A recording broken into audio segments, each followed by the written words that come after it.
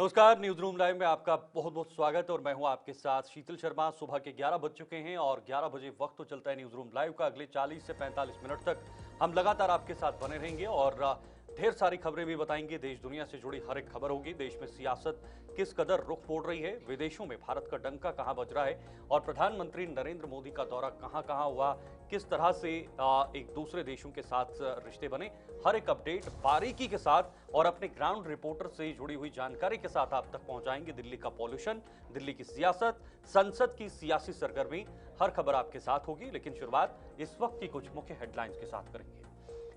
आज की पहली बड़ी खबर, वीबी जी राम जी पर हंगामा जारी है क्योंकि एमजी नरेगा को बदलकर वीबी जी राम जी की बात हो रही है और यह बिल पेश भी हो गया है, लेकिन विपक्ष का विरोध बरकरार है। अगली बड़ी खबर रहेगी, हरियाणा विधानसभा का आज से विंटर सेशन हो रहा है और ये 11 बजे शुरू हो रहा है क्योंकि 11 बज चुके हैं, 1 मिनट ऊपर हो चुका है और आधिकारिक तौर पर यह सत्र शुरू हो रहा है। इसके साथ बात होगी, दिल्ली में पॉल्यूशन सर्टिफिकेट के बिना पेट्रोल बंद हो गया है, यानी जब तक आपके पास पॉल्यूशन सर्टिफिकेट नहीं होगा तब तक आपको दिल्ली में पेट्रोल नहीं मिलेगा। यह बड़ा कदम प्रदूषण के मद्देनजर। साथ ही बात उत्तर प्रदेश की भी। उत्तर प्रदेश में घने कोहरे और कड़ाके की सर्दी लगातार जारी है। कई सारे जिलों में घना कोहरा और कोहरे की वजह से ठंड तो बढ़ गई है, लेकिन ठंड के साथ साथ जो वहां पर वाहनों की आवाजाही है या जो चालकों की परेशानी है वो भी बढ़ती हुई नजर आ रही है। इसके साथ अब बात होगी ओमान की, क्योंकि ओमान में पीएम मोदी का भव्य स्वागत किया गया है। एयरपोर्ट पर जबरदस्त स्वागत किया गया। उसके बाद भारतीय समुदाय के लोगों ने पूरे सांस्कृतिक तरीके से वहां पर प्रधानमंत्री नरेंद्र मोदी का स्वागत किया गया है। आज एफटीए भी होना है। तो ये तमाम बड़ी अहम खबरें रहीं, मुख्य खबरें रहीं आज पूरे दिन की। सबसे बड़ी खबरें हैं जिन पर आज पूरे देश में चर्चा हो रही है। लेकिन शुरुआत इस वक्त वीबी जी राम जी से करेंगे। अब वीबी जी राम जी एक नया बिल पेश हुआ है और पेश होने के बाद ही विरोध जो है वो लगातार देखने को मिल रहा है। विपक्ष इस पर प्रदर्शन कर रहा है क्योंकि बिल में ये प्रस्ताव रखा गया है कि एमजी नरेगा जो है उसको उस नाम को बदला जाएगा और इसकी जगह पे वीबी जी राम जी यानी विकसित भारत जी राम जी रखा जाएगा। इसको लेकर विपक्ष का प्रदर्शन देखने को मिल रहा है। अब मामला कहां पे फंस रहा है? मामला नाम को लेकर फंस रहा है कि आखिर महात्मा गांधी का नाम हटाकर वीबी जी राम जी और इसमें राम का नाम भी आ रहा है। अब सत्ता पक्ष ये कह रहे हैं कि विपक्ष को राम के नाम से बहुत चिंता है, राम के नाम से उन्हें नफरत है, इसी वजह से वो इस नाम को जो है वो नहीं रहना देना चाहते। दोनों की जुगलबंदी बहुत ही तगड़ी है, लेकिन इस जुगलबंदी के बीच अब इस बिल के जरिए क्या इस बिल का बदलना सिर्फ नाम के उद्देश्य से बदलना है या फिर इसके अंदर भी कुछ चीजें, हालांकि बहुत सारे ऐसे प्रस्ताव हैं, अमेंडमेंट है जो इस बिल के लेकर किए जाएंगे। अब पास होगा या नहीं ये देखना होगा। कुछ तस्वीरें जो लगातार विपक्ष की तरफ से या कांग्रेस की तरफ से प्रदर्शन किया जाता है, उनका यह साफ तौर पर कहना है कि भाई महात्मा गांधी का नाम मिटाया जा रहा है, मनरेगा का नाम बदलने पर हंगामा हो रहा है। आज सदन में केंद्रीय मंत्री शिवराज सिंह चौहान इस पर जवाब दे सकते हैं और ये कह सकते हैं कि इस बिल में क्या कुछ बदला गया है, कौन कौन सी ऐसी मुख्य चीजें हैं जिनको बदला गया है, जिसमें मुख्यतः जो 100 दिन का कानूनी गारंटी एमजी नरेगा के जरिए आपको मिलता था उसको बढ़ाकर 125 कर दिया गया है नई सरकार की तरफ से बिल के माध्यम से।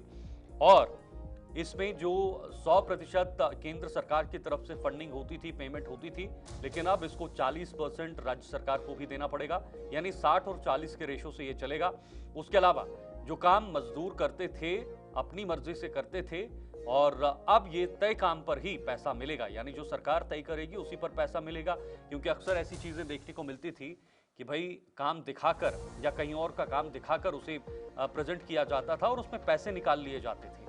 तो ये कहीं ना कहीं इसको ट्रांसपेरेंट किया जाए, इसको भ्रष्टाचार मुक्त बनाया जाए, इसको अकाउंटेबल किया जाए। और सबसे बड़ी बात, उन दिनों में जब कटाई बुआई होती है, यानी ज्यादातर किसान लोग एमजी नरेगा से जुड़े होते हैं, गरीब लोग जुड़े होते हैं, कटाई बुआई के दौरान में वो अपनी हाजिरी दिखाकर पैसा निकाल लेते हैं या कहीं और जगह का, जैसे मैंने पहले ही बोला, कहीं और की दीवार हो उसका फोटो खींचकर दिखा दिया और काम के पैसे निकाल लिए।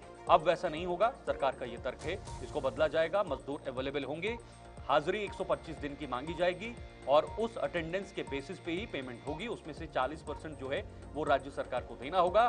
काम जो है वो सरकार की विजन से ही तय होगी। ये तमाम चीजें इस नए बिल में रखी गई हैं। लेकिन मामला सिर्फ नाम पर फंस रहा है। महात्मा गांधी का नाम जो 2005 से एमजी नरेगा शुरू की गई थी, महात्मा गांधी के नाम से की गई थी, लेकिन विपक्ष ये कह रहा है कि ये महात्मा गांधी का नाम जो है वो बदला जा रहा है, मिटाना चाहते हैं। और नाथूराम गोडसे की विचारधारा वाले लोग हैं ये तमाम चीजें पिछले कुछ दिनों से आई हैं। आज जबकि केंद्रीय कृषि मंत्री ग्रामीण विकास मंत्री शिवराज सिंह चौहान इस बिल को लेकर जवाब देंगे, तो क्या ये सेटिस्फेक्शन काफी होगी विपक्ष के लिए, कांग्रेस के लिए या नहीं, ये सबसे बड़ा सवाल। और जवाब कैसे दिया जाएगा, उससे भी महत्वपूर्ण पहलू ये है कि क्या विपक्ष मामले को सुनेगा या नहीं, या फिर हंगामे की भेंट चढ़ जाएगा। ताबिश कमाल हमारे साथ, हमारे संवाददाता फिर से एक बार जुड़ चुके हैं। ताबिश, हम लगातार आपसे अपडेट ले रहे हैं। हालांकि 11 बजे अब संसद शुरू हो जाती है, कार्यवाही शुरू हो जाती है, लेकिन मामला फिर वही कि भाई जी राम जी बिल, उसमें कई तरह के बदलाव की बात सरकार की तरफ से कही गई है। इस बिल में कई प्रस्ताव हैं, लेकिन नाम पर जो है वो लगातार सियासत हो रही है। यानी विपक्ष कह रहा है कि महात्मा गांधी का नाम मिटाना चाहती है सरकार, लेकिन सरकार ये कह रही है कि भाई विपक्ष को राम के नाम से बहुत दिक्कत है, इसी वजह से जी राम जी नाम जो रखा गया है उससे विपक्ष को या कांग्रेस को दिक्कत हो रही है। शीतल, देखिए, ये सारा मामला सिर्फ और सिर्फ नाम का नहीं है। ये सारा मामला मनरेगा के नाम पर राजनीति करना, मनरेगा के नाम पर वोट कलेक्ट करना, ये भी है। देखिए, कांग्रेस पार्टी लगातार मनरेगा के नाम पर देश भर के अंदर प्रचार करती है, मानती है कि कानून बना करके गरीब तबके को 100 दिन के रोजगार की गारंटी दी। दूसरी तरफ वहीं आज मनरेगा के नाम पर इसलिए भी सियासत है क्योंकि मनरेगा के नाम पर जिस तरह से विपक्ष ये कह रहा है कि मनरेगा में महात्मा गांधी के नाम को खत्म करने का काम किया जा रहा है, नाथूराम गोडसे की विचारधारा को लाने का काम किया जा रहा है, ये सिर्फ वहां तक सीमित नहीं है। अगर आप इसे देखें तो इसके पीछे एक राजनीति है, और ये राजनीति बहुत बड़ी है। भारतीय जनता पार्टी हमेशा मनरेगा के नाम पर कांग्रेस को कोसती रही है। खुद प्रधानमंत्री नरेंद्र मोदी पार्लियामेंट में कहकर खड़े होकर के कहा था कि मनरेगा एक ऐसी विफलता है कांग्रेस की जिसको दुनिया हमेशा याद रखेगी। वही कांग्रेस है जो आज ये बात कह रही है कि जब प्रधानमंत्री को मनरेगा विफलता लगती थी, तो आज क्यों मनरेगा के नाम को बदलकर उसी योजना को उसमें दिन बढ़ाकर उसका क्यों फायदा, राजनीतिक फायदा लेने की कोशिश की जा रही है। यह जो सारी सियासत है वो वोटों पर आधारित है। देखिए, मनरेगा के नाम को हमेशा कांग्रेस पार्टी ने वोट बैंक आधारित योजना माना है। कांग्रेस पार्टी भली भांति जानती है कि मनरेगा एक ऐसी योजना है जो 100 दिन के रोजगार की गारंटी कानूनी रूप से देती है। यानी कानून है कि आपको 100 दिन का रोजगार की गारंटी मिलनी है। दूसरी तरफ अगर ये योजना मनरेगा के नाम से बंद होती है तो कांग्रेस पार्टी के लिए कहने के लिए प्रचार के दौरान कुछ नहीं होगा। इसलिए कांग्रेस भली भांति जानती है कि अगर हम मनरेगा के नाम से महात्मा गांधी को जोड़ते हैं तो स्वाभाविक रूप से दो फायदे कांग्रेस को मिलेंगे। पहला फायदा ये मिलेगा कि आप महात्मा गांधी के नाम को मिटा करके नाथूराम गोडसे की विचारधारा को हावी करना चाहते हैं, जो कांग्रेस आरोप लगा रही है। दूसरा ये होगा कि आप ये कहेंगे कि मनरेगा एक ऐसी योजना थी जिसको हमेशा बीजेपी गलत साबित करती रही और इसी योजना पर अब ये वोटों की बुआई करना चाहते हैं। तो ये दोनों चीजें कांग्रेस लगातार कह रही है। हालांकि बीजेपी और सरकार का कहना यह है कि कांग्रेस को मनरेगा से कोई लेना देना नहीं है, महात्मा गांधी के नाम से कोई लेना देना नहीं है। उन्हें राजनीतिक वोट इस पर दिखाई दे रहे हैं। साथ ही राम के नाम से हमेशा कांग्रेस को दिक्कत रही है, क्योंकि इस योजना में राम का नाम आ गया है, इसलिए राम का जो नाम है उसकी वजह से यहाँ पर सारी समस्या खड़ी हुई है। अगर आप देखेंगे तो दोनों बहुत महत्वपूर्ण है। कांग्रेस पार्टी अपनी तरफ से कोशिश कर रही है कि हम इस मुद्दे को महात्मा गांधी के नाम से जोड़ करके ऊंचा उठा सके, और वहीं सरकार भी, शिवराज सिंह चौहान हो या पूरी भारतीय जनता पार्टी हो, इसे राम के नाम से जोड़ने पर लगातार लगी हुई है। तो एक तरफ तो महात्मा गांधी का नाम, दूसरी तरफ राम का नाम, इस नाम वर्सेस में दोनों ही राजनीतिक दल अपनी अपनी राजनीतिक रोटियां सेककर वोट बैंक तलाशने का काम कर रहे हैं। और यही वजह है कि इस पर हम संग्राम देख रहे हैं। देखिए, आज 14वां दिन है संसद का, कल शीतकालीन सत्र खत्म हो जाएगा। अगर आज भी इसी तरह से हंगामा रहा, आज भी इसी तरह से दोनों सदनों में, राज्यसभा लोकसभा में हमें हंगामा देखने के लिए मिलता है, तो ये बहुत मुश्किल होगा कि आने वाले समय में कोई और बिल इतनी आसानी से सरकार पास करा पाएगी। दूसरी महत्वपूर्ण बात यह है, देखिए शीतल, लगातार हम पिछले कई सत्र से हंगामा देख रहे हैं और ये साल का अंतिम सत्र था। उम्मीद ये थी कि साल के अंतिम सत्र में शायद कुछ अच्छा होगा, शायद कुछ बेहतर बिल आएंगे, शायद दोनों सत्ता और विपक्ष दोनों मिलकर के काम करेंगे और देश की जनता को साल के अंतिम दिनों में कुछ उपहार देकर के जाएंगे। लेकिन यहाँ तो बिल्कुल, अभी तक कुछ मिलते लेकिन हुए नजर नहीं आ रहा। मैं लौटूंगा आपके पास ताबिश वापस दोबारा से, लेकिन एक महत्वपूर्ण खबर है दर्शकों के लिए। आपको बताना चाहेंगे लोकसभा में आज प्रदूषण पर चर्चा होगी। प्रियंका गांधी चर्चा की शुरुआत कर सकती हैं। प्रदूषण भी एक बहुत बड़ा मुद्दा है, लेकिन सीजनल मुद्दा है और दिल्ली का मुद्दा है खास तौर पर, लेकिन इसे संसद में उठाने की बात कही जा रही है। प्रियंका गांधी इसकी शुरुआत करेंगी। केंद्रीय पर्यावरण मंत्री भूपेंद्र यादव इस पर जवाब भी दे सकते हैं। तो शाम 5 बजे सदन में पर्यावरण मंत्री जवाब देंगे। इसके साथ साथ वीबी जीराम जी बिल तो है ही है, जिस पर हम लगातार बात भी कर रहे हैं। लोकसभा में आधी रात तक चर्चा भी हुई है, लेकिन प्रदूषण एक बहुत बड़ा मुद्दा और किस्सा अब दिल्ली का बनता हुआ नजर आ रहा है। हर साल प्रदूषण होता है और हर साल इसकी मार भी देखने को मिलती है। सरकारें कदम उठाती हैं, विपक्ष विरोध करता है, किंतु वो पुरानी सरकारों के कदम उठाना एक बहुत बड़ी सियासी चुनौती बन जाती है। क्या उन फॉर्मूलाज को लागू किया जाए? क्या उन फॉर्मूलाज का विरोध जो विपक्ष उस समय का करता था, क्या वो सरकार में आके उन फॉर्मूलाज को लागू करेगा? उसको कितना राजनीतिक लाभ और नुकसान इससे होगा? ये तमाम पैमाने, हर पैरामीटर को देख के ही सरकार कदम उठाती है। तो प्रदूषण पर आज सरकार या विपक्ष की तरफ से क्या मुद्दे रखे जाएंगे, कैसे इस पर चर्चा की जाएगी और क्या पर्याप्त कदम उठाने की सलाह विपक्ष की तरफ से भी दी जाएगी, इस पर सबकी निगाहें आज भी बनी हुई है। तो कांग्रेस सांसद प्रियंका गांधी वाड्रा चर्चा आज शुरू कर सकती हैं। मैं दोबारा से ताबिश का रुख करना चाहूंगा। ताबिश, प्रदूषण की समस्या भी एक बहुत गहरी समस्या है। हालांकि प्रदूषण एक सीजनल इशू है, हर बार इस समय में आता है और काफी लेवल तक आता है, लेकिन इस बार का जो प्रदूषण है वो इसलिए भी बढ़ गया है क्योंकि सरकार ने इसे थोड़ा सा हल्के हाथों में पहले से छोड़ा गया जब से प्रदूषण शुरू हुआ, या दिवाली के बाद की बात करें। लेकिन सरकार के लिए दोहरी चुनौती इसलिए भी है क्योंकि वो नहीं चाहती कि पुरानी सरकारों के जो लगाए गए नियम थे या फॉर्मूलाज थे उनको वो अपनी सरकार में इंप्लीमेंट करें, क्योंकि वो एक सियासी चुनौती उनके लिए बन जाती है। और सबसे बड़ी रुकावट प्रदूषण के लिए यही बनती हुई नजर आ रही है, प्रदूषण को नियंत्रण करने में। देखिए, आज की बात कर लिया है तो 193 नियम के तहत प्रदूषण पर आज चर्चा होगी, और प्रदूषण पर जब चर्चा होगी तो उम्मीद ये जताई जा रही है कि इस पूरी चर्चा में प्रियंका गांधी शुरुआत कर सकती हैं। वहीं केंद्रीय पर्यावरण मंत्री भूपेंद्र यादव इस पूरी चर्चा का जवाब भी देंगे। जो आज मैं देख पा रहा हूं, जो आज जो तस्वीरें आज आने वाली हैं वो पॉल्यूशन को लेकर के आने वाली है। और देखिए शीतल, ये बहुत महत्वपूर्ण मुद्दा है। अगर मुद्दों की बात की जाए तो एक ऐसा मुद्दा है जो दिल्ली एनसीआर के रीजन के लोगों के लिए बहुत ज्यादा महत्वपूर्ण है। दिल्ली में लगातार पॉल्यूशन बढ़ता जा रहा है। दिल्ली की कंडीशन ये हो चुकी है कि दिल्ली पूरी तरह से गैस चैम्बर में तब्दील हो चुकी है। थोड़ी सी तस्वीर आपको हम दिखाते हैं, अगर आप तस्वीर देखेंगे तो आसानी से समझ जाएंगे। तस्वीर मेरे वीडियो जर्नलिस्ट साजिद आपको दिखाएंगे। ये तस्वीर देखिए आप, ये दिल्ली में आसमान है इस वक्त। दिल्ली का आसमान अगर आप देख रहे हैं तो अगर आपको तस्वीरों से पता चलेगा तो आप समझ जाएंगे कि किस तरह की धुंध और किस तरह का कोहरा। देखिए, पहले से ही दिल्ली की जनता पॉल्यूशन की मार झेल रही थी और अब कोहरे की भी डबल मार दिल्ली की जनता झेल रही है। तस्वीरें जो आप देख रहे हैं, ये तस्वीरें आपको बयान कर रही हैं कि आप जो दिल्ली के अंदर किस तरह से गैस चैम्बर में रहने पर मजबूर हैं, किस तरह से आप गैस चैम्बर के अंदर रह रहे हैं। ये जहरीली हवा, जहां दिल्ली के अंदर AQI 300 से 500 के बीच लगातार बना हुआ है। 300 से कम पिछले 15 दिन में AQI आया नहीं है। तो आप ये तस्वीरें देख करके अंदाजा लगा सकते हैं कि आज सुबह से दिल्ली के अंदर धूप नहीं निकली है। दिल्ली में लगातार कोहरा है। दिल्ली के अंदर जो पॉल्यूशन है, उसकी जो परत है, उसकी जो चादर है, वो लगातार फैलती जा रही है। और इसी वजह से ये मुद्दा बहुत महत्वपूर्ण हो गया है। पॉल्यूशन की वजह से मुद्दा बहुत महत्वपूर्ण हो गया है।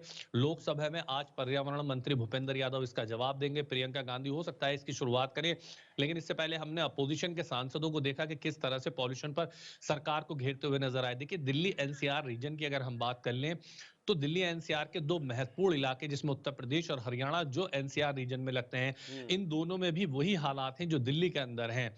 एनसीआर का जो पूरा रीजन है वो पूरी तरह से पॉल्यूशन युक्त हो चुका है। इसे पॉल्यूशन मुक्त करने के लिए सरकार को कड़े कदम उठाने होंगे। जो कदम उठाए गए हैं वो नाकाफी नजर आ रहे हैं। सरकार दावा कर रही है, लेकिन वो दावे कहीं ना कहीं खोखले साबित हो रहे हैं, और इसीलिए अपोजिशन सरकार से जवाब चाहता है कि आपकी डबल इंजन की सरकार सभी राज्यों के अंदर है, और दिल्ली में तो खास तौर से ट्रिपल इंजन की सरकार है, चूंकि दिल्ली के अंदर नगर निगम पर भी आप ही हैं। तो ऐसे में ये जवाब चाहते हैं कि आखिर क्यों दिल्ली की जनता एक गैस चैम्बर में रहने के लिए मजबूर है। आज जवाब दिया जाएगा। हालांकि कल दिल्ली सरकार के पर्यावरण मंत्री मनजिंदर सिंह सिरसा ने प्रेस कॉन्फ्रेंस की थी और कहा था कि हम दिल्ली की जनता से माफी चाहते हैं, लेकिन 7 से 8 महीने में हम ऐसा कुछ कर नहीं पाएंगे। 27 साल के बाद भारतीय जनता पार्टी सत्ता में लौटी है। माफी जरूर मांगी पर्यावरण मंत्री ने, लेकिन कोई समाधान निकल करके सामने नहीं आया। माफी मांग लेने से समाधान समाधान सामने नहीं आएगा और हाँ। इसीलिए पॉल्यूशन पर लगातार सियासत भी हमें देखने के लिए मिल रही है। देखना होगा, पार्लियामेंट शुरू हो चुकी है कि क्या इस पर भूपेंद्र यादव जवाब देंगे। फिलहाल और तो इस मुद्दे पर ताबिश उसी जमकर समाधान का इंतजार पूरे देश को है, दिल्ली को भी है और दिल्ली के साथ साथ आसपास के इलाकों को भी है। बहुत बहुत शुक्रिया आपका ताबिश, ये तमाम अपडेट साझा करने के लिए। ताबिश कमाल हमारे साथ बने हुए थे। लेकिन आगे बढ़ते हैं, बात हरियाणा विधानसभा की करेंगे, क्योंकि आज से विंटर सेशन शुरू हो रहा है और विधानसभा का शीतकालीन सत्र 3 दिनों तक चलेगा। विंटर सेशन होता है, हर बार होता है, हर राज्य में और लोकसभा में होता है। 18, 19 और 22 दिसंबर को ये शीतकालीन सत्र चलेगा। आज 18 है, तो आज से ये शुरू हो चुका है। अगले 2 दिन और ये होगा, 19 को यानी कल, और उसके बाद 22 को होगा शीतकालीन सत्र। ये बहुत महत्वपूर्ण 3 दिन का ये सत्र है। विधानसभा की कार्य सलाहकार समिति की बैठक में फैसला हुआ है। दरअसल हरियाणा विधानसभा का शीतकालीन सत्र आज से शुरू हो गया है। सत्र 3 दिवसीय होगा, जो 18, 19 और 22 दिसंबर को रहेगा। फैसला विधानसभा की कार्य सलाहकार समिति की बैठक बुधवार को विधानसभा अध्यक्ष हरविंद्र कल्याण की अध्यक्षता में हुई बैठक में लिया गया। लेकिन इसमें भी विपक्ष चाहेगा या सरकार चाहेगी कि कुछ महत्वपूर्ण विधेयकों को रखें और जो सरकार के पास पोर्टफोलियोज हैं, उन पोर्टफोलियोज के जितने भी उनकी जिम्मेदारियां हैं, उनको विधानसभा में रखा जाए, उनको पटल पे रखा जाए, ताकि वो सबके सामने आए, लोग उसकी जानकारी पाए।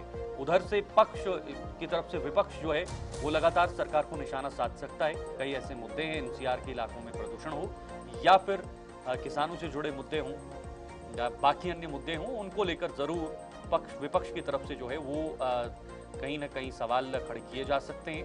अब देखना होगा 3 दिनों का ये शीतकालीन सत्र कितना महत्वपूर्ण होगा, क्या ऐसी महत्वपूर्ण चीजें होंगी जो सरकार की तरफ से पटल पर रखी जाएंगी, उसका विपक्ष का क्या रिस्पॉन्स होगा और कैसे इसको आगे बढ़ाया जाएगा। इसी पर जानकारी के लिए हमारे साथ संदीप गोयल जुड़े हुए हैं। संदीप, 3 दिवसीय शीतकालीन सत्र विधानसभा का आज से शुरू हो गया है, 11 बजे आधिकारिक तौर पर यह शुरू होता है। क्या कौन सी अहम चीजें हैं जो पटल पर रखी जा सकती हैं? देखिए, बिल्कुल ये जो जो जो शीतकालीन सत्र है, इसकी शुरुआत आज से हो रही है और आज 18 तारीख से लेकर 19 तारीख और फिर उसके बाद 22 तारीख को, यानी कि 3 दिनों का ये जो है विंटर सेशन रखा गया है। इसमें कल जो है कैबिनेट की बैठक जो है हुई और उसके बाद ये फैसला लिया गया कि विंटर सेशन जो है रखा जाए और उसके बाद ये तैयारी है।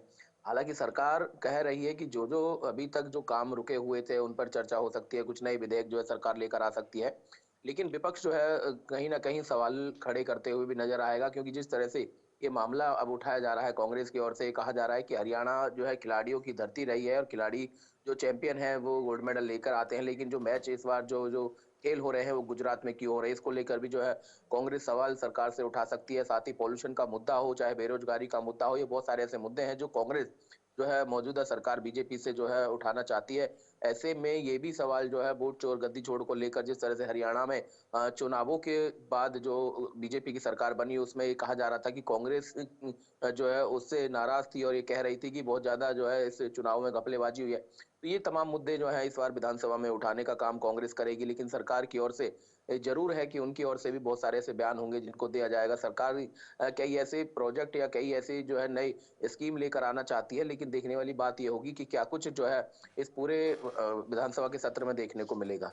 बिल्कुल, लेकिन सबसे बड़ी बात यह है कि 3 दिन का सत्र है और 3 दिन के सत्र में ज्यादा काम नहीं हो पाएंगे, ज्यादा चर्चाएं नहीं हो पाएंगी, या सरकार की तरफ से कुछ विधेयक रखे जाने हों तो उन पर पूरी तरीके से चर्चा नहीं हो पाएगी। ऐसे में पक्ष और विपक्ष दोनों का सहयोग, दोनों की सहमति कितनी जरूरी है और इसमें अभी तक कितनी भागीदारी निभाने की संभावना है दोनों की तरफ से?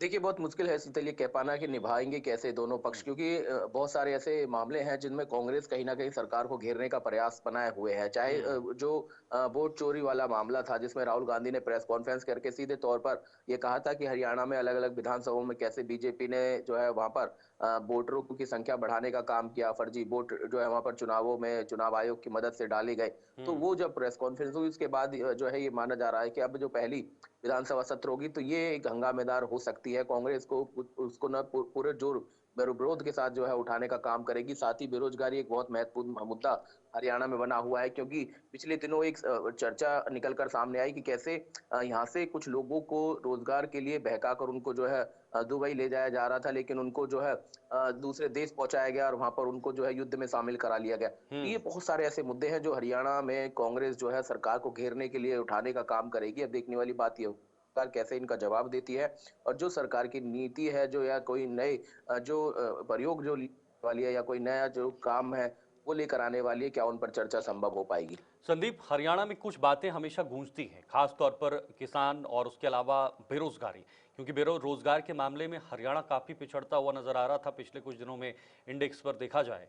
तो क्या अब उस पर भी चर्चा हो सकती है, उस और भी सरकार के कोई महत्वपूर्ण कदम हो सकते हैं, या विपक्ष की तरफ से कोई सवाल खड़े किए जा सकते हैं? बिल्कुल देखिए, वही जो है बेरोजगार की बात हर बार जो है विपक्ष सरकार को घेरने के लिए उठाता है, और यही चर्चाएं हैं कि हरियाणा बेरोजगारी के मामले में लगातार आगे बढ़ रहा है। हम्म। लेकिन सरकार जिस तरह से कार्य कर रही है, चाहे उनको जो है उनको जॉब लगाने की बात हो, इंडस्ट्री बढ़ाने की बात हो, जिस तरह से अभी एक आ गया कि गुड़गांव में जो है टेस्ला के जो है बड़े प्रोजेक्ट आने वाले हैं, तो ये तमाम जो चीजें उनका जिक्र भी जरूर जो है सरकार करेगी। लेकिन बहुत ज्यादा जो है रोजगार के जो आयाम है वो नहीं मिल पा रहे हैं। ऐसे में हम्म। युवाओं को दूसरे देशों में जाकर किस तरह से युद्ध में जो है झोंका जा रहा है, और वहां पर ये तमाम जो चीजें हैं, ये जरूर विपक्ष जो है इस बार सरकार को ठीक है। घेरते हुए बनेगा। ठीक है, मैं लौटूंगा आपके पास संदीप, बने रहिएगा। फिलहाल एक बड़ी खबर आपने दर्शकों को बताएंगे। प्रदूषण को लेकर कई सारे सख्त कदम उठाए जा रहे हैं दिल्ली में, और दिल्ली में पॉल्यूशन सर्टिफिकेट के बिना पेट्रोल बंद कर दिया गया है। ये बड़ी अपडेट, और मैं आपको इसी खबर से रूबरू करवाना चाहूँगा। सिर्फ 20 S6 इंजन वाली गाड़ियों को दिल्ली में एंट्री मिलेगी, और दफ्तरों में 50% वर्क फ्रॉम होम होना अनिवार्य किया गया है, यानी 50% वर्क जो है वो घर से ही होना है, ये वर्क फ्रॉम होना है। ये तमाम चीज़ें, ये तमाम पहलू हैं, हर कदम को गंभीरता से अब सरकार उठा रही है, लेकिन अब ये वक्त से काफ़ी बाहर हो चुका है। तो ये एक बहुत बड़ा मुद्दा इस वक्त दिल्ली में बना हुआ है। अब देखना होगा कि किस तरह से इस प्रदूषण को नियंत्रित किया जा सकता है, पॉल्यूशन पर कंट्रोल किया जा सकता है। ये सबसे बड़ा सवाल, इसी पर बातचीत भी करेंगे। लेकिन फिलहाल अपने दर्शकों को ये बड़ी अपडेट बताएंगे प्रदूषण को लेकर ही, किस प्रकार से वहाँ पर सख्त कदम उठाए जा रहे हैं, और पॉल्यूशन को लेकर विपक्ष भी सवाल खड़े कर रहा है। मुद्दा सदन तक भी पहुंचा हुआ है, संसद में भी इस पर चर्चा हो रही है। हर तरीके से इस पर जो है वो कहीं ना कहीं सवाल खड़े किए जा रहे हैं। दिल्ली में प्रदूषण को लेकर कई सारे सख्त कदम उठाए जा रहे हैं। दिल्ली में पॉल्यूशन सर्टिफिकेट के बिना पेट्रोल जो है वो बंद कर दिया है। सिर्फ BS6 इंजन वाली गाड़ियों को दिल्ली एंट्री दी जाएगी। दफ्तरों में 50% वर्क फ्रॉम होम होगा, और दिल्ली में प्रदूषण से निपटने के लिए आज ग्रेडेड रिस्पांस एक्शन प्लान यानी ग्रैप का चौथा फेज लागू हो गया है। कुछ इसके जो नियम थे ग्रैप 4 के, वो ऑलरेडी ग्रैप 3 के तहत लागू किए गए थे, लेकिन अब ग्रैप 4 लागू हो रहा है। इसके तहत दिल्ली में सिर्फ BS6 इंजन वाली गाड़ियों को ही एंट्री मिलेगी। इससे कम मानक वाले दूसरे राज्यों के निजी वाहनों की एंट्री पर रोक लगा दी गई है। इस फैसले से गुरुग्राम, गाजियाबाद, फरीदाबाद, नोएडा से दिल्ली में रोजाना आने जाने वाली 12 लाख गाड़ियों पर असर पड़ने की आशंका है। आज से नोएडा से 4 लाख से ज्यादा, गुरुग्राम से 2 लाख और गाजियाबाद से 5.5 लाख वाहनों को दिल्ली में आने से रोक दिया जाएगा। दिल्ली में नो PUC नो फ्यूल नियम भी लागू हो गया है। इसके तहत पॉल्यूशन अंडर कंट्रोल यानी PUC सर्टिफिकेट के बिना गाड़ियों को पेट्रोल, डीजल या CNG नहीं मिलेगा। बिना PUC सर्टिफिकेट वाली गाड़ियों की पहचान के लिए पेट्रोल पंपों पर ऑटोमेटिक नंबर प्लेट रीडर यानी ANPR कैमरे लगाए गए हैं। संदीप गोयल हमारे साथ बने हुए हैं। मैं एक बार दोबारा से रुक करना चाहूंगा। संदीप, दिल्ली में प्रदूषण का कहर लगातार जारी है, और अब सरकार जो है ग्रैप 4 भी लागू कर रही है, इसके कुछ नियम लागू कर रही है, और सबसे बड़ी बात यह है कि बिना पॉल्यूशन सर्टिफिकेट के किसी भी वाहन को एंट्री नहीं दी जाएगी, उनको रोका जाएगा और उन पर बैन किया गया है ताकि प्रदूषण को नियंत्रित किया जाए। क्या और नियम है और कैसे सख्ती से इन्हें लागू किया जा रहा है? शीतल, देखिए, कह सकते हैं कि बहुत देर हो गई सनम आते आते, लेकिन हाँ, अब सरकार जागी है और नियमों को लागू किया गया है। लेकिन जिस तरह से नियम लागू किए गए हैं वो भी बहुत ज्यादा आनन फानन में कह सकते हैं, क्योंकि एक साथ PUC सर्टिफाइड उनको ले पाना बहुत ज्यादा दिल्ली के लोगों के लिए मुश्किल खड़ा करेगा। और सुबह से ही हम देख रहे हैं कि कैसे लंबी लंबी लाइनें वहां पर लग गई हैं, और ऐसे में इस पूरे प्रकरण को कुछ देर जरूर जो है समय रहते किया जाता, या कहते कि कुछ दिनों का उसको रखा जाता कि आप जो है 10 दिनों के अंदर ये सारी चीजें करा सकते हैं। देखिए, कहा कह दिया गया है कि आज ही आपको पीओसी लेना होगा और उसके बाद आपको पेट्रोल डीजल नहीं मिलेगा। तो यानी कि जनता पर सीधी मार हो सकती है। हालांकि नियम जरूर है और जो है ये जनता के लिए ही किए जा रहे हैं, पॉल्यूशन को कम करने के लिए। लेकिन एक तरफ पॉल्यूशन की जो है दिल्ली एनसीआर के लोगों पे मार है, तो दूसरी तरफ अब ये आफत आएगी कि कैसे जो है जल्द से जल्द अगर आपको कहीं जाना है और अब आपको पीओसी अगर आपके पास नहीं होगा तो फिर आप पेट्रोल तक नहीं भरा सकते। दूसरी बात कि दिल्ली में अब जो है BS6 के अलावा कोई भी वाहन जो है एंट्री नहीं कर पाएगा। बहुत अच्छा सरकार का फैसला है, लेकिन उसके बाद बहुत सारी ऐसी छूट भी उसमें दी गई हैं जिसमें लोगों को राहत दी जा सके, चाहे इमरजेंसी वाहन हो, चाहे वो जो पॉल्यूशन के लिए जो लोग काम कर रहे हैं उनके लिए जो है छूट दी गई है, हालांकि कुछ इमरजेंसी चीजों के लिए छूट जरूर दी गई है। ये जरूर जो है पॉल्यूशन को कम करने का काम करेंगी और इस तरह से लगातार जिस तरह से एयर क्वालिटी इंडेक्स खराब हो रहा था, उसमें डीजल वाहनों की हो, चाहे वो बिना फिटनेस के सर्टिफिकेट के जो वाहन घूम रहे थे, वो ज्यादा जो है पॉल्यूशन फैलाने का काम कर रहे थे। लेकिन शीतल, समझना होगा कि बहुत ज्यादा जो है सरकार इन चीजों को लागू करने और उनको धरातल पर उतारने में जो है देरी कर देती है। देखिए, पॉल्यूशन अब दिसंबर का महीना है और दिसंबर के महीने में धीरे धीरे कह सकते हैं कि पॉल्यूशन को जो है जो खत्म होने की कगार पर होता है, उस दौरान ये जो डिपार्टमेंट है या सरकार है इस पर जो है एक्शन लेने का काम करती है। जबकि शुरुआत इसकी जो है अक्टूबर के महीने से हो चुकी थी पॉल्यूशन की, और धीरे बिल्कुल। धीरे ये जो है बढ़ रहा था। और पिछले दिनों बहुत ज्यादा एयर क्वालिटी इंडेक्स इतना ज्यादा खराब हो चला कि वहां पर लोगों को सांस लेने, दम घुटने जैसी समस्याएं सामने आने लगी। हॉस्पिटलों में मरीजों की संख्या बढ़ी। लेकिन अब सरकार इन नियमों को लागू कर रही है और जो जिस तरह की मशीनों का जिक्र किया गया जो है मंत्री की ओर से कहा गया कि इतनी ज्यादा जो है पानी की मशीनें हों, चाहे सड़कों को सफाई करने की मशीनें हों, उनको जो है हम्म। सड़कों पर उतारा जाएगा।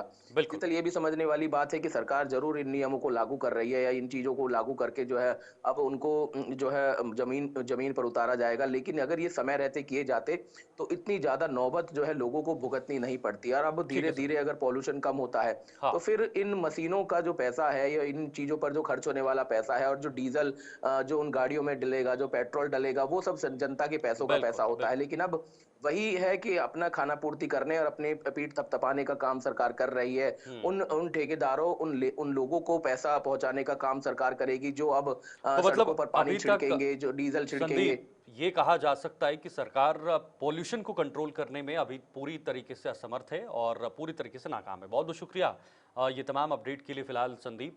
हालांकि ये मुद्दा लोगों से जुड़ा हुआ है, लोगों को काफ़ी दिक्कतें होती हैं, लोगों का स्वास्थ्य बिगड़ जाता है, लेकिन सरकारों को सिर्फ अपने खाना पूर्ति, अपने विपक्ष की, अपने जो राजनीतिक फाउंडेशन है उसके आधार पर ही कदम उठाती है। इसका खामियाजा सीधे आम लोगों को भुगतना पड़ता है।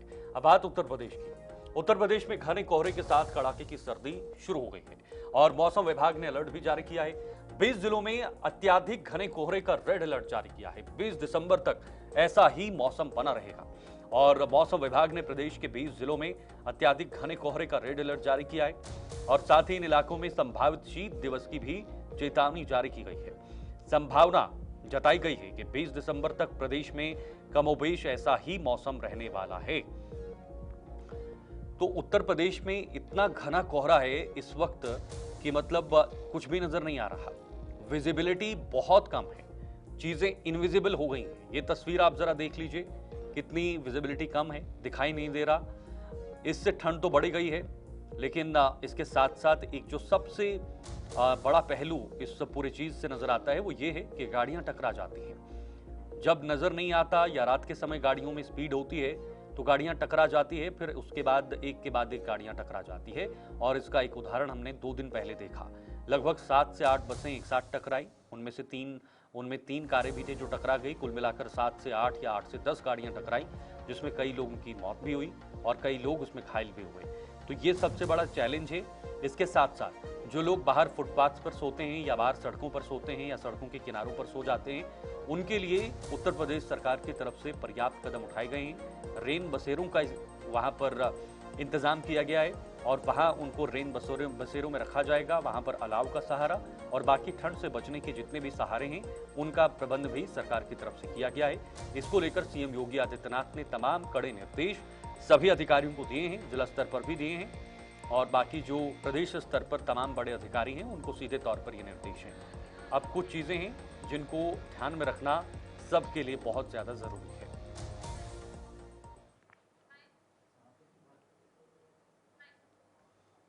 खबर देहरादून से है, जहां पर पंकज मिश्रा केस में पुलिस को कामयाबी मिली है। हत्या केस में 2 अभियुक्तों को गिरफ्तार किया गया है और ये पुलिस ने बड़ी गिरफ्तारी की है। एसएसपी ने अभियुक्तों की गिरफ्तारी पर जानकारी दी है। पंकज मिश्रा की पत्नी ने सीएम धामी से मुलाकात की है और सीएम धामी ने हर संभव मदद का आश्वासन दिया है। ये पंकज मिश्रा का पूरा मामला, सीएम धामी ने हर संभव मदद का आश्वासन दिया है। उनके साथ मुलाकात की तस्वीर भी आपके सामने है। ये देहरादून का मामला, जहां पर पंकज मिश्रा केस में पुलिस को एक बड़ी कामयाबी मिली है।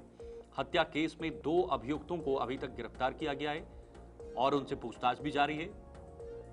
लेकिन सीएम धामी से जब मुलाकात हुई तो सीएम धामी ने इस मामले में पूरा आश्वासन दिया है। हर संभव मदद का आश्वासन उन्हें दिया है कि हम आप अपनी तरफ से मदद करेंगे, लेकिन पुलिस को अपने आप में ये बड़ी कामयाबी मिली हुई है।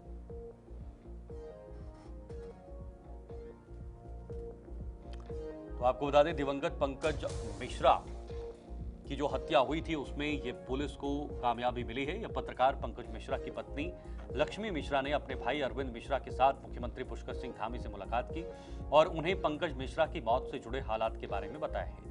घटना पर गहरा दुख जताते हुए मुख्यमंत्री पुष्कर सिंह धामी ने कहा कि राज्य सरकार दुख की इस घड़ी में पीड़ित परिवार के साथ मजबूती से खड़ा है।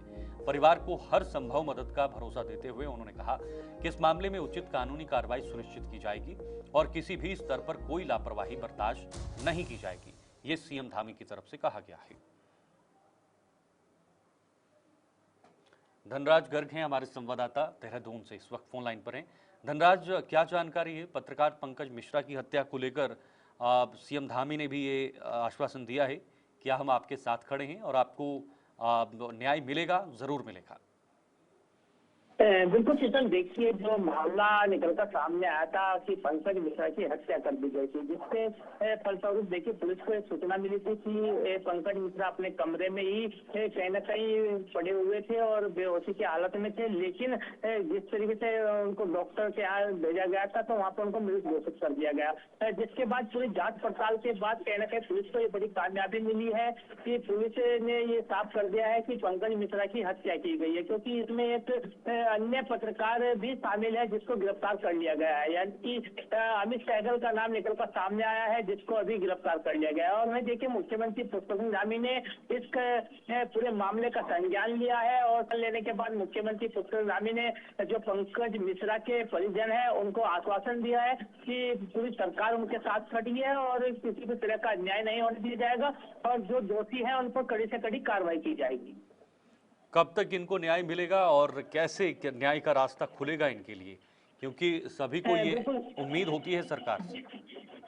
जी बिल्कुल शीतल, देखिए जिस तरीके से अभी शुरुआती दौर में देखा जाए कि जो जांच थी वो कहीं न कहीं कामयाब हुई है। पुलिस को एक बड़ी कामयाबी यहाँ पर लगी है कि एक अन्य पत्रकार को गिरफ्तार कर लिया गया है इस मामले में, जिस पर हत्या के आरोप लगाए गए हैं। और वह देखिएगा कि अब यदि हम न्याय की बात करें तो ये मामला अब कोर्ट में चलेगा। कोर्ट से देखने वाली बात होगी कि कब तक इन लोगों को न्याय मिलता है। तो क्या अभी तक पाया गया है जांच में, क्या कोई आपसी कलह था, कोई आपसी दिक्कत थी, आपसी रंजिश थी, उसी वजह से हत्या की, या मामला कहीं और भी है? जी बिल्कुल, देखिए अभी तक जो शुरुआती दौर में निकलकर सामने आया है वो यही निकलकर सामने आया है कि दोनों ही पत्रकारों ने कहीं ना कहीं आपसी रंजिश चल रही थी और जिसके कारण ये देखिएगा कि जो अमित सहगल है वो पंकज मिश्रा के घर पर पहुंचा था और उनके जो साथ गाली गलौज की थी और मारने की धमकी दी थी, जिसके बाद ये पूरा मामला हुआ है। लेकिन अब पुलिस इसकी पूरी जाँच कर रही है, जाँच के बाद ही सामने आ पाएगा कि आखिर किस कारण से इनकी हत्या कर दी गई। बिल्कुल, उम्मीदें तो सबको हैं कि इस पे जल्द से जल्द ये खुलासा हो और चीज़ें साफ हों। बहुत बहुत शुक्रिया आपका धनराज, ये अपडेट साझा करने के लिए। धनराज हमारे साथ बने हुए थे। फिलहाल छत्तीसगढ़ से ये बड़ी खबर है, जहां पर नक्सलियों के खिलाफ अभियान चलाया जा रहा है और सुकमा में सुरक्षा बलों और नक्सलियों में मुठभेड़ हुई है। मुठभेड़ में 3 नक्सलियों को मार गिराया गया है। नक्सलियों से हथियार किए गए बरामद। 2026 तक नक्सलवाद को खत्म करने का लक्ष्य रखा गया है। मार्च 31, 2026 तक ये गृह मंत्रालय की एक डेडलाइन है, एमएचए की डेडलाइन है और मिनिस्ट्री ऑफ होम अफेयर्स की तरफ से ये डेडलाइन तय की गई थी कि जल्द से जल्द नक्सलियों को मार गिराया जाए। आज तक कई नक्सलियों को मार गिराया गया है, कई बड़े नक्सलियों को मार गिराया गया है, जिसमें कुछ नामी नक्सली हैं, कुछ लाखों की संख्या में उन पर जो इनाम था वो मारे गए हैं। कई लोगों ने आत्मसमर्पण किया है और मेन स्ट्रीम में आ गए हैं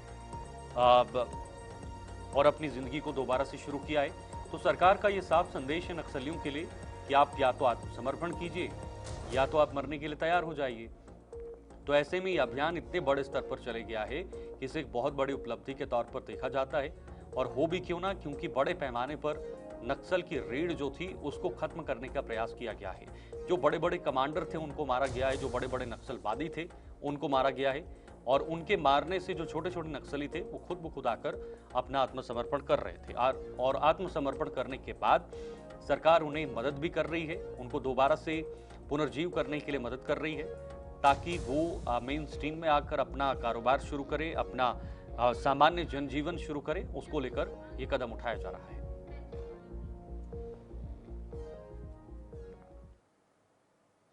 इधर ओमान में पीएम मोदी का भव्य स्वागत किया गया है। पीएम मोदी ने स्वागत के लिए आभार जताए हैं। भारत और ओमान के बीच मजबूत रिश्ते, पीएम ने कहा। दोनों देश आज भी ट्रेड एग्रीमेंट पर साइन करेंगे और यह फ्री ट्रेड एग्रीमेंट होगा, FTA होगा। पीएम नरेंद्र मोदी ने ट्वीट किया है और ट्वीट के माध्यम से कुछ अहम बातें भी कही हैं। लेकिन पीएम मोदी की तस्वीरें जब आती हैं तो वो न सिर्फ टेलीविजन स्क्रीन तक सीमित रहती हैं, बल्कि सोशल मीडिया पर भी धमाल मचाती हैं। उनकी बॉडी लैंग्वेज और उनका मिलने का तरीका, उनका ऑरा, ये पूरे विश्व भर का एक बहुत अहम पहलू बन गया है। और यही वजह है कि उन्हें ग्लोबल लीडर की श्रेणी में रखा जाता है। एक सबसे बड़े नेता के तौर पर उन्हें देखा जाता है। उनके फैसले देश हित में, देश में बड़े बड़े फैसले 2014 के बाद लिए गए और दुश्मन देशों की तरफ किस तरह से इनका रुख रहा, यही वजह है कि उन्हें ग्लोबल पहचान मिली, ग्लोबल आइडेंटिफिकेशन हुआ। और अब जिस भी देश में वो जाते हैं, चाहे वो छोटा देश हो बड़ा देश हो, वहां पर उनका सम्मान किया जाता है। कल इथियोपिया में उनको सर्वश्रेष्ठ नागरिक सम्मान दिया गया था इथियोपिया का। कुल मिलाकर 28 सम्मान पीएम मोदी को अभी तक मिले हैं 2014 से लेकर अभी तक, प्रधानमंत्री के रहने पर। तो ये तमाम चीजें हैं जो उन्हें सर्वश्रेष्ठ बनाती हैं। नरेंद्र मोदी प्रधानमंत्री ने क्या कहा? ओमान में गर्मजोशी से स्वागत के लिए आभारी हूं। यहां भारतीय समुदाय का प्यार और उत्साह सच में भारत और ओमान के बीच, लोगों के बीच मजबूत रिश्तों को दिखाता है। ये प्रधानमंत्री नरेंद्र मोदी ने एक्स पर पोस्ट करते हुए कहा और ओमान के लिए आभार जताया कि उन्होंने स्वागत किया है।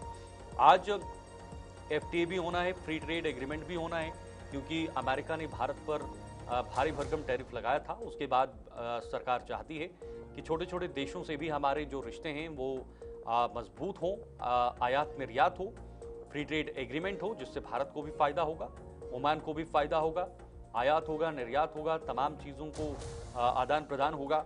उसके साथ साथ रक्षा क्षेत्र या बाकी अन्य क्षेत्रों में भी दोनों देश मजबूत होंगे। यही इनकी प्राथमिकता है।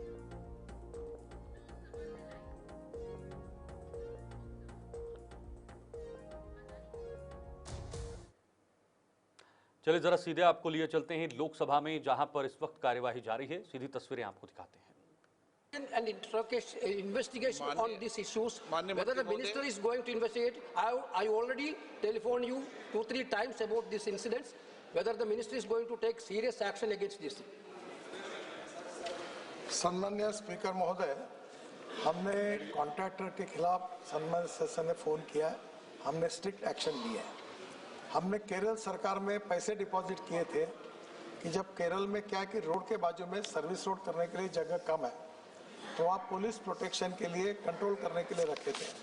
फिर भी लोग जहाँ काम शुरू था उसके नीचे से जा रहे थे। फिर भी हमने अब प्राइवेट सिक्योरिटी गार्ड्स भी रखे हैं।